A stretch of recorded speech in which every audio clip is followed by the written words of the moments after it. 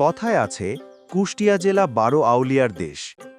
সেই ঐতিহ্যের ধারাবাহিকতায় কুষ্টিয়া জেলার মিরপুর থানার প্রত্যন্ত গ্রাম শ্রীরামপুরে গড়ে উঠেছে একজন পরহেজগার অলিউল্লাহ হজরত করম আলী শাহ রহমাতুল্লাহ আলাইহের পবিত্র মাজার।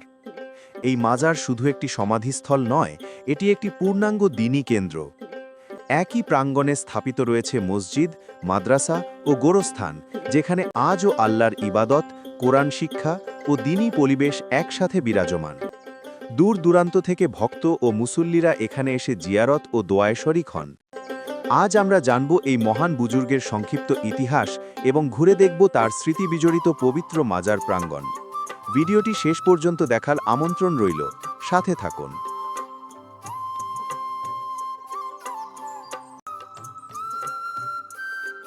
আসসালামু আলাইকুম। আচ্ছা, করম আলী শাহর মাজার এটা কত সালে এখানে মানে প্রতিষ্ঠিত হয়েছে, এটাকে আপনি সঠিকভাবে বলতে পারবেন? এখন আমরা তো এইভাবে সঠিকভাবে বলতে পারবো না। আমার দাদারা যেভাবে বুঝলে আসছে আমরা ওইভাবেই বুঝলে যাইছি, যে এটা যে মানে কবে হয়েছে এটা কেউ সঠিকভাবে বলতে পারবে না। ও, তাহলে অনেক আগে।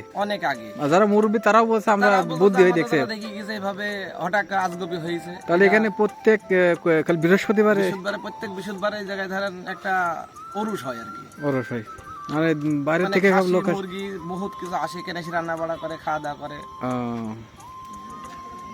এখানে মান্নত টান্নত করে আর কি। তাই থাকেন সবসময় মানে এখানে এই যে স্কুলে? আচ্ছা, ঠিক আছে। এই মহান ব্যক্তিত্বের জন্মসাল সম্পর্কে নির্দিষ্ট কোনো লিখিত তথ্য আজও পাওয়া যায়নি। স্থানীয় মানুষজন ও এলাকার বহু বয়োজ্যেষ্ঠ মুরব্বীদের কাছেও জানতে চাওয়া হয়েছে। তাদের ভাষ্য অনুযায়ী তাদের বাবা দাদার জন্মের আগ থেকেই তাকে তারা এমন অবস্থাতেই দেখে আসছেন। ফলে জন্মসাল নিয়ে বিষয়টি আজও কিছুটা রহস্য ও সন্দেহের মধ্যেই রয়ে গেছে। তবে ইতিহাসের একটি নির্ভরযোগ্য নিদর্শন আজও আমাদের সামনে রয়েছে। এই মাজার প্রাঙ্গণে অবস্থিত মসজিদটি স্থাপিত হয় ১৯৩৫ সালে, যা আজও এলাকায় দ্বীনী ঐতিহ্যের সাক্ষী হয়ে দাঁড়িয়ে আছে। একই প্রাঙ্গণে রয়েছে মসজিদ, মাদ্রাসা, গোরস্থান ও মাজার, যা এই স্থানকে পরিণত করেছে একটি পূর্ণাঙ্গ ধর্মীয় কেন্দ্রে। এছাড়াও এই মাজারে প্রতি সপ্তাহের বৃহস্পতিবারে দূর দূরান্ত থেকে মান্যত করা মানুষজন আসেন। খাসি, মুরগি, এমনকি গরু নিয়ে মান্যত করা হয় এবং সবাই মিলেমিশে খাওয়া দাওয়া করেন। এ কারণে প্রতি বৃহস্পতিবারে এই মাজার প্রাঙ্গণ থাকে বেশ জমজমাট।